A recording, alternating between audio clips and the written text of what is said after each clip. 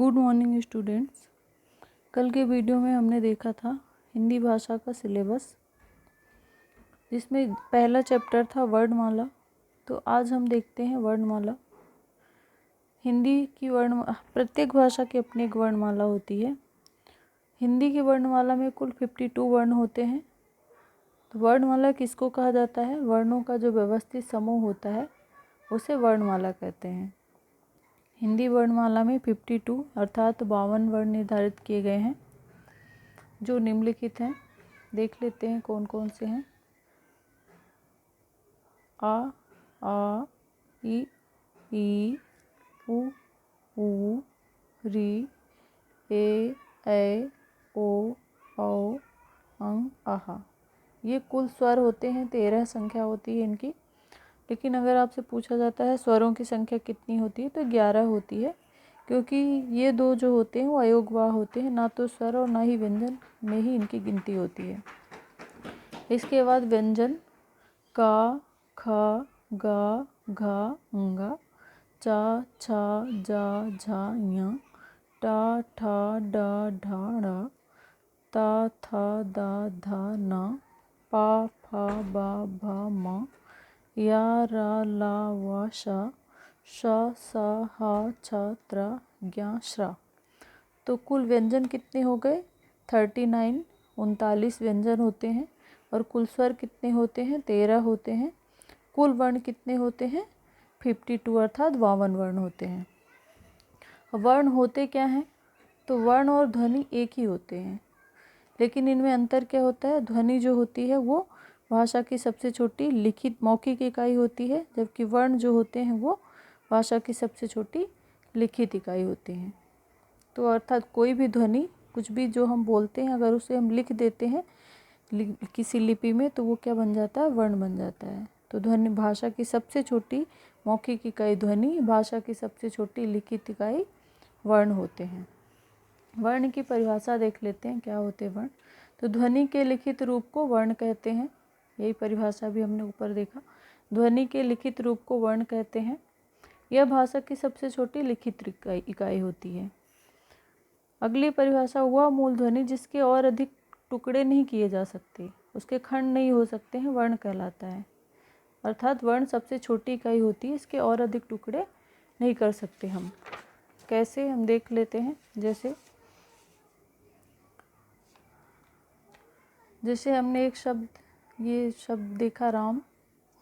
तो इसमें अगर आपसे कोई पूछता है कितने वर्ण हैं, तो इसमें पहला वर्ण क्या हो गया? रा। इसके बाद आ, फिर मा, फिर आ। तो कितने वर्ण हो गए? 1, 2, 3, 4। कुल वर्ण 4। अब इसके और अगर आपसे बोल दे का एक वर्ण है, तो इसमें क्या है? वर्ण नहीं है, ये अक्षर है। इसमें वर्ण कैसे हम देखेंगे? इससे स्वर को अलग कर देंगे। अर्थात इसमें कितने वर्ण हैं? 2 वर्ण हैं। तो वर्ण अब इसके और अधिक टुकड़े नहीं किए जा सकते, तो इसीलिए इसको क्या कहते हैं? सबसे छोटी इकाई कहते हैं। तो एक वर्ण ये हो गया और एक ये। इसके बाद अक्षर देख लेते हैं। तो मुख से निकलने वाली ध्वनि को अक्षर कहा जाता है, या ऐसी ध्वनियाँ जिनका उच्चारण श्वास के एक झटके में कर दिया जाता है उसे अक्षर कहते हैं। जैसे का, खा, या फिर आ। जैसे एक शब्द हमने लिया घर। अब आपसे कोई पूछता है कि इसमें अक्षर कितने हैं, तो इसमें कितने अक्षर है? एक अक्षर घा है, दूसरा क्या है? रा है। 2 अक्षर हैं। लेकिन अगर पूछ लीजिए कि इसमें वर्ण कितने हैं, तो इसमें वर्ण कितने हो जाएंगे?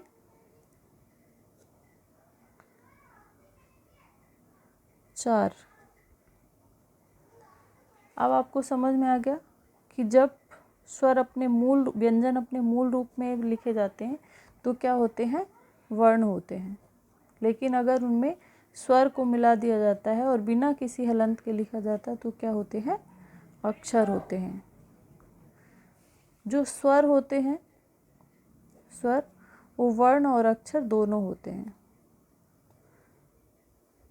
वर्ण, अक्षर, ध्वनि सभी स्वर होते हैं।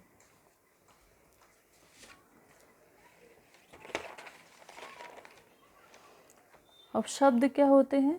तो वर्णों के सार्थक मेल से जो निश्चित अर्थ निकलता है उसे शब्द कहते हैं। वर्णों के सार्थक मेल से, सार्थक का अर्थ है कि शब्द ऐसे वर्ण ऐसे, वर्णों का मेल ऐसे होना चाहिए कि कोई उसका कुछ ना कुछ अर्थ निकलना चाहिए। अगर अर्थ नहीं निकलता तो क्या हो जाएगा? निरर्थक शब्द। निरर्थक शब्दों की कोई उपयोगिता नहीं होती है। जैसे हमने एक शब्द लिखा कमल, इसका कुछ अर्थ हो रहा है, लेकिन अगर हमने इसको ऐसे लिख दिया तो इसकी कोई अर्थ नहीं है, निरर्थक शब्द है ये। तो वर्णों का जो सार्थक समूह होता है, जिसका एक कोई ना कोई अर्थ निकलता है, उसे हम क्या कहते हैं? शब्द कहते हैं। शब्द भाषा की सबसे छोटी लिखित अर्थपूर्ण इकाई होती है। तो लिखित सार्थक इकाई जो होती है वो शब्द होते हैं। अब वर्ण के प्रकार देख लेते हैं। वर्ण या ध्वनि के भेद कितने होते हैं? तो वर्ण या ध्वनि दो प्रकार के होते हैं। पहला है स्वर वर्ण और दूसरा व्यंजन वर्ण। स्वर वर्ण क्या होते हैं? वे वर्ण जिनके उच्चारण में वायु निर्बाध गति से बाहर निकलती है स्वर वर्ण कहलाते हैं। मतलब कि मुख से निकलने वाली जो वायु होती है, हवा होती है, वो बिना किसी बाधा के बाहर निकलती है। अर्थात ऐसे वर्ण जिनके उच्चारण के लिए किसी की सहायता नहीं लेनी पड़ती हमें, जो बिना किसी सहायता के बोले जाते हैं, उन्हें हम क्या कहते हैं? स्वर कहते हैं। स्वरों की संख्या 11 होती है, जो निम्नलिखित हैं। देख लेते कौन कौन से। आ ई उ री ए ओ औ।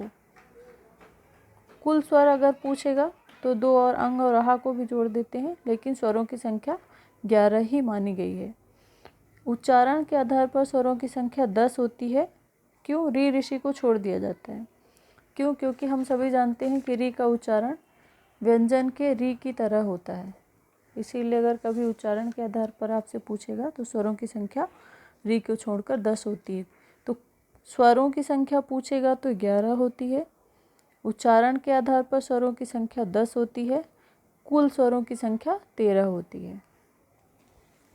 अब स्वरों का वर्गीकरण देख लेते हैं। तो हिंदी के विद्वान पंडित कामता प्रसाद गुरु के अनुसार स्वर 2 प्रकार के होते हैं। ये इनके अनुसार है। साधारण वर्गीकरण भी हम देखेंगे, पहले इनके अनुसार देख लेते हैं। तो पंडित कामता प्रसाद गुरु के अनुसार स्वर 2 प्रकार के होते हैं। कौन कौन से 2 होते हैं? मूल स्वर और संधि स्वर। मूल स्वर कौन से होते हैं?